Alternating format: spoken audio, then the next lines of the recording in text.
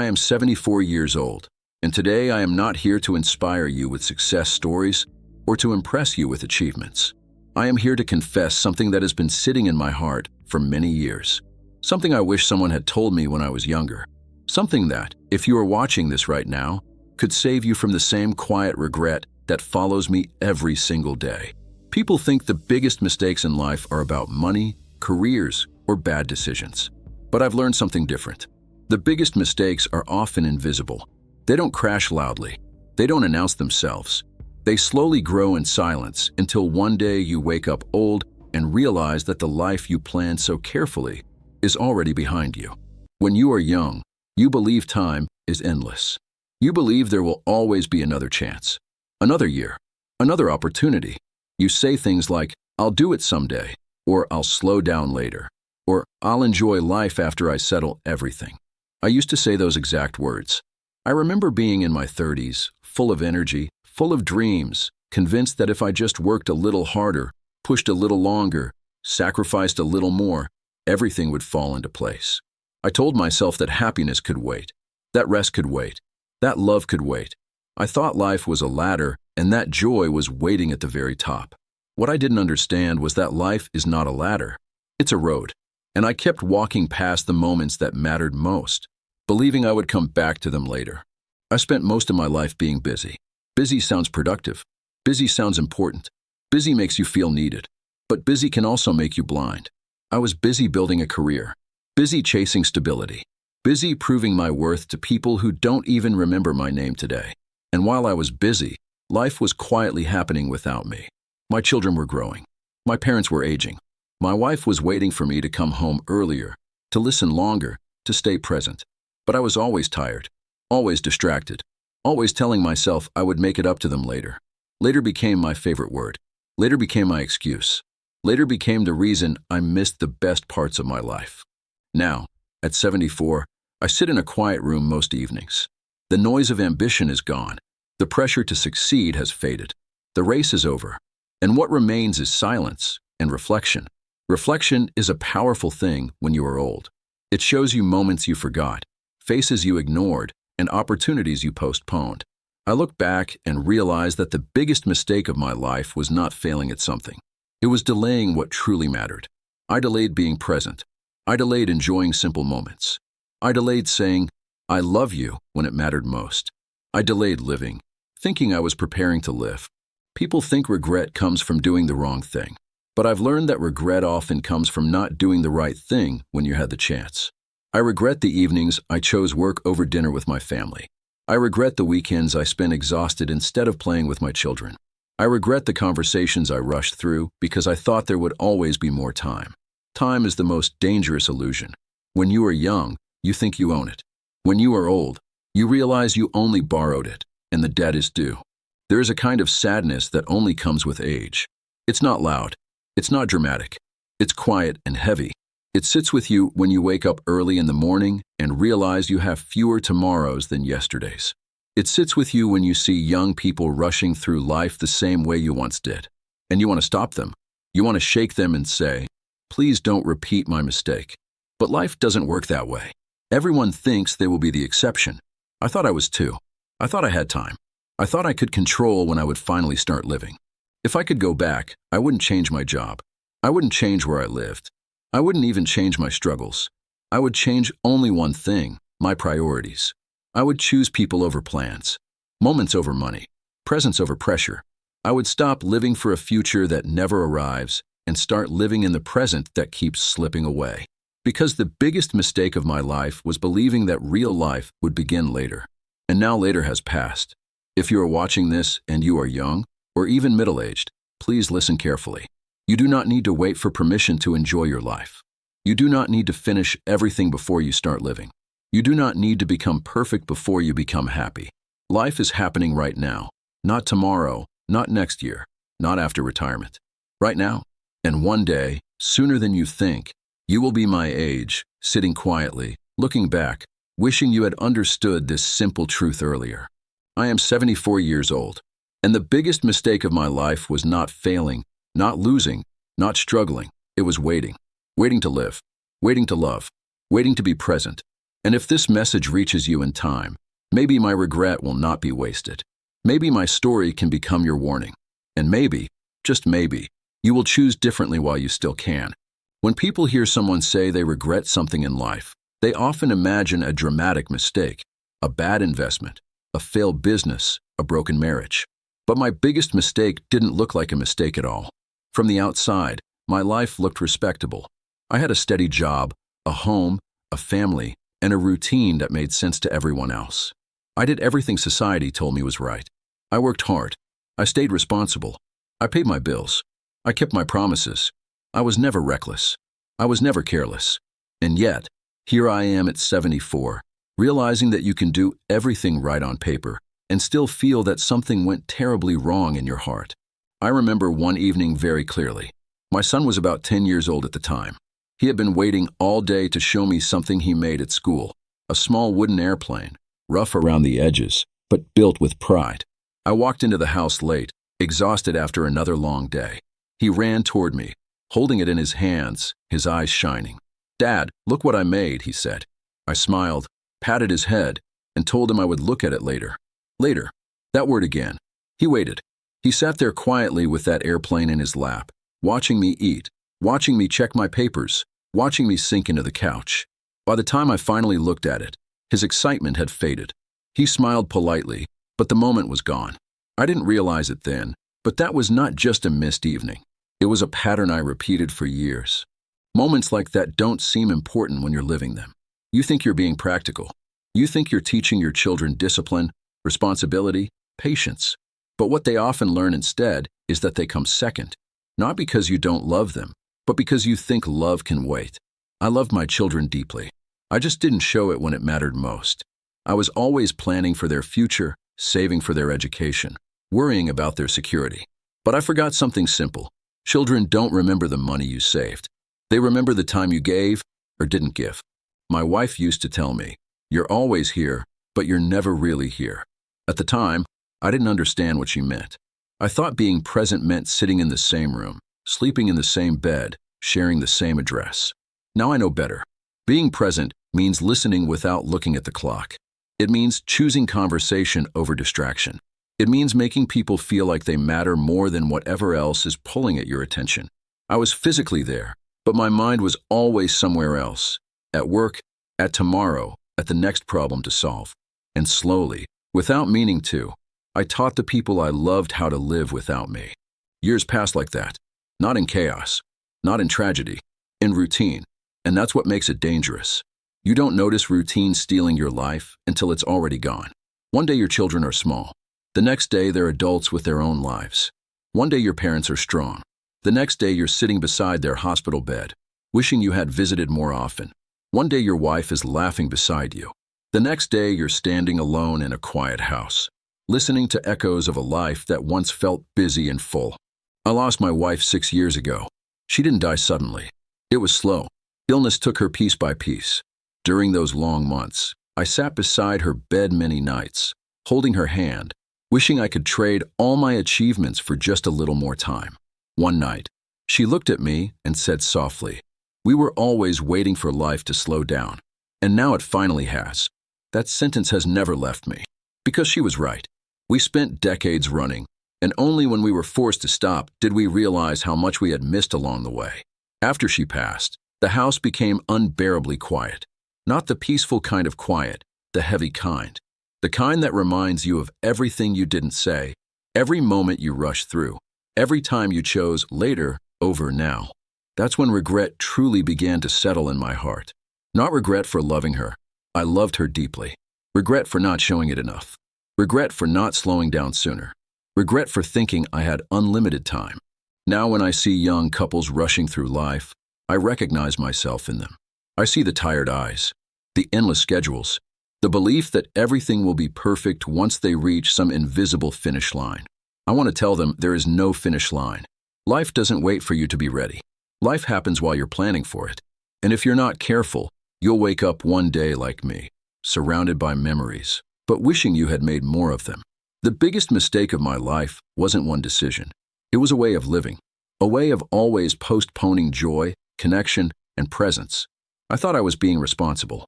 I was actually being absent. And absence is something you can never fix later. You can't go back and attend your child's school play. You can't go back and have that long conversation you kept postponing. You can't go back and hold someone's hand one more time. Life doesn't give refunds on time. If you're listening to this and you're busy, exhausted, stretched thin, I understand you. I was you. But please don't confuse being busy with being fulfilled. Don't confuse responsibility with sacrifice of everything that matters. You don't need to abandon your goals. You just need to stop abandoning your life while chasing them. I learned this lesson too late. But you don't have to. My story doesn't have to be yours. You still have time, not infinite time, but enough. Enough to choose differently. Enough to be present. Enough to stop waiting for the perfect moment and start living in the imperfect one you already have. There is a strange moment that comes in life when you finally stop running. Not because you want to, but because you no longer can. Your body slows down. Your schedule empties. Your phone rings less often. And suddenly, you are left alone with your thoughts. For many years, I feared silence. I filled every moment with work, noise, responsibility, and routine. Silence felt uncomfortable because silence forces you to listen to yourself. And when you finally listen, you begin to hear all the things you tried to ignore. At 74, silence has become my daily companion. And in that silence, I have learned more about life than I ever did in all my busy years combined. I used to believe that success meant being needed, that if people depended on me, if my work mattered, if my schedule was full, then my life had value. But now I understand something painful and beautiful at the same time. Your value is not in how busy you are, but in how deeply you connect. When the world no longer needs your productivity, what remains is who you were to the people around you. Were you kind? Were you present? Were you gentle when it mattered? Or were you always in a hurry, always distracted, always promising time you never truly gave? There were nights after my wife passed away when I would sit alone in the living room and replay old conversations in my mind. Not the important ones, the ordinary ones. The small talks at dinner. The casual moments I rushed through. The times she wanted to tell me about her day and I nodded while thinking about something else. I never imagined those simple moments would become the ones I missed the most. When you are young, you chase big dreams. When you are old, you miss small moments. That is one of life's quiet ironies. People often ask me, if you could go back, what would you change? And for a long time, I didn't know how to answer. But now I do. I would change my sense of urgency. I lived as if everything was urgent. Deadlines, goals, expectations, plans. But I treated the most important things as if they were optional. Family dinners, long walks, deep conversations, simple joys. I reversed my priorities without even realizing it. And by the time I understood, it was too late to rearrange them. There is a heavy kind of loneliness that comes with old age. Not the loneliness of being alone, but the loneliness of being misunderstood. People see you as someone who has lived a full life. They say things like, "You must have so many memories." And yes, I do. But I also have many empty spaces where memories should have been. I have days that passed like shadows, weeks that disappeared into routine, years that blended together because I never stopped long enough to feel them. A life can be full of years and still feel empty of moments. Sometimes I walk through the park near my home and watch families spending time together. I see parents pushing swings, children laughing, couples walking hand in hand, and I feel a quiet ache in my chest. Not because I didn't have those things, but because I didn't cherish them enough when I did. We often believe gratitude is something we learn after losing something. But true wisdom is learning gratitude while you still have it. As I grew older, I also realized how much energy I spent worrying about things that never mattered. I worried about what people thought of me. I worried about keeping up with others. I worried about being seen as successful. And now, those worries feel almost foolish. The people I tried to impress are gone from my life. The opinions I feared no longer reach me. The race I ran so hard has ended, and I am the only one still thinking about it. Imagine spending decades climbing a ladder, only to realize at the end that it was leaning against the wrong wall. The truth is, most of us are not afraid of death. We are afraid of unfinished life. We are afraid of realizing that we lived on autopilot, following expectations, routines, and responsibilities without ever stopping to ask, is this how I want to live? I didn't ask that question until my hair turned gray and my hands began to shake. I waited for life to slow down before I started paying attention. But life doesn't slow down for you. It only speeds up as you get older. If you are listening to this and you feel tired, overwhelmed, and stretched thin, I want you to understand something important. You are not weak.